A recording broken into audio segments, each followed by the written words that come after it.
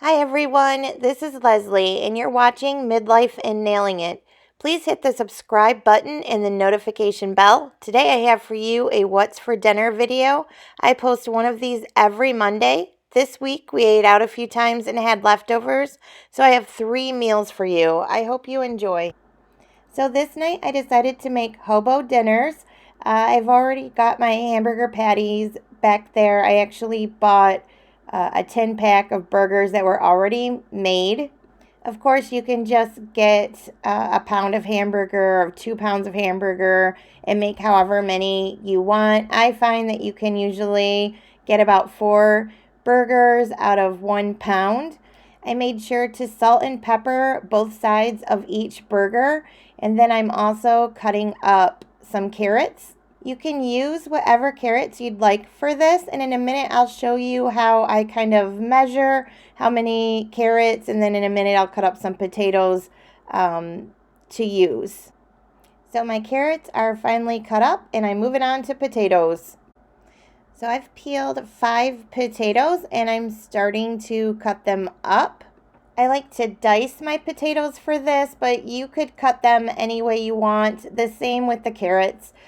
So the way that I measure how many potatoes and carrots I need for this is I use my 2-liter Pyrex measuring kind of bowl back there.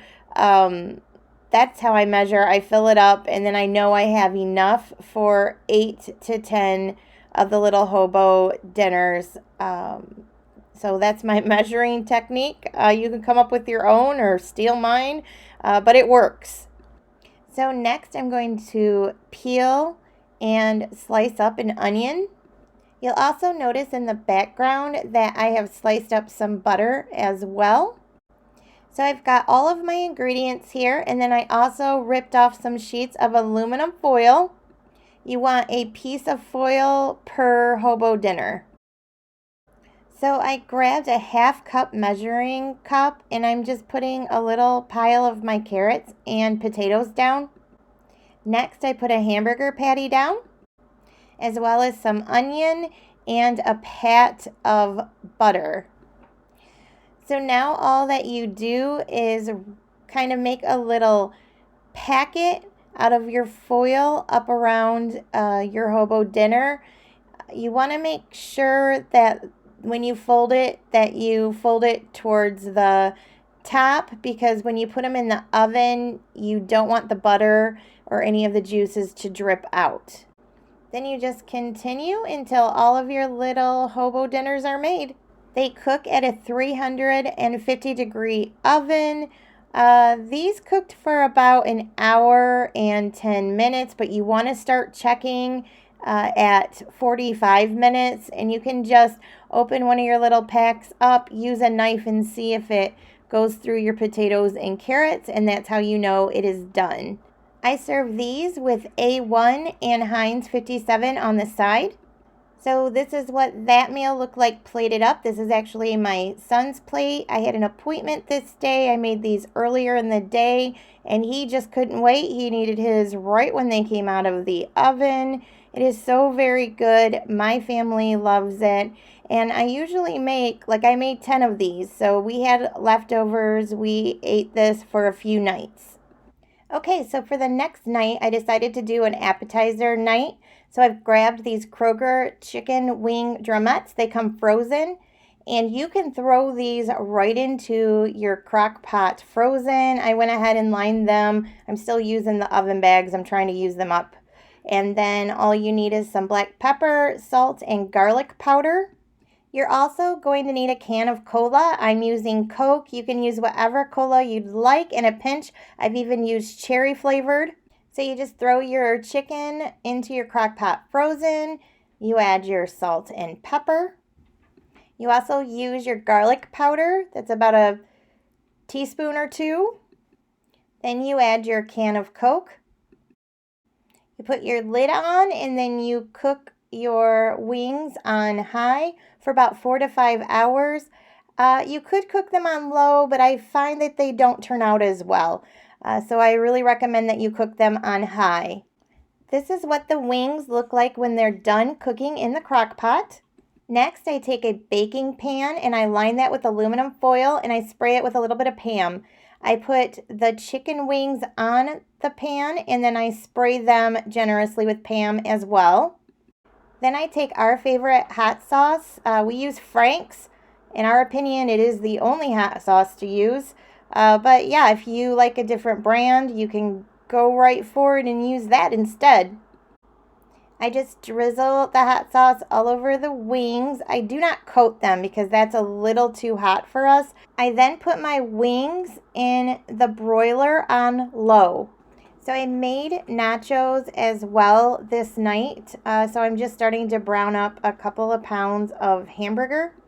And I'm just using a couple of packets of taco seasoning. I'm just using the Kroger brand here. These were just meant to be quick nachos. I know that you can make them fancy. Believe me, we've made every nacho imaginable in the course of our adulting. I'm just following the packet instructions. So while my meat is cooking, I just throw down some chips and cheddar cheese. My meat is just about finished and ready to sprinkle on top of my nachos. All right, so I sprinkle the taco meat on top of my nachos. Then I'm taking a major shortcut here. This is the Trader Joe's Cowboy Caviar. You can see all the good stuff that's in there. It is so super good. It's a little bit spicy, but we really like it. I actually make a fresh version of this called Cowgirl Caviar, and I'm sure that I will make it eventually on my channel. But this is just a shortcut night. So I'm just taking a shortcut and getting that on there. I only put it on about a little over a half of the nachos there because my son doesn't love it. Or at least he said he didn't love it, and then he ended up eating the side that had it on there. But yeah, I know we're all used to that as parents, right? I hit the nachos with a little more cheese because cheese is good. And appetizer night is kind of, supposed to be fun and a little bit guilt-free. So yes, I know that this is not a healthy meal and we all just need to get over it because sometimes you have appetizer night. So this goes into a 350-degree oven until all the cheese is melted and bubbly. So I've got ranch on this side for the buffalo wings, and yes, those are paper plates you see there. That's also part of appetizer night. This is what the wings look like when they were done, and they are so good. You guys should really try them this way. They're so super good and easy to make.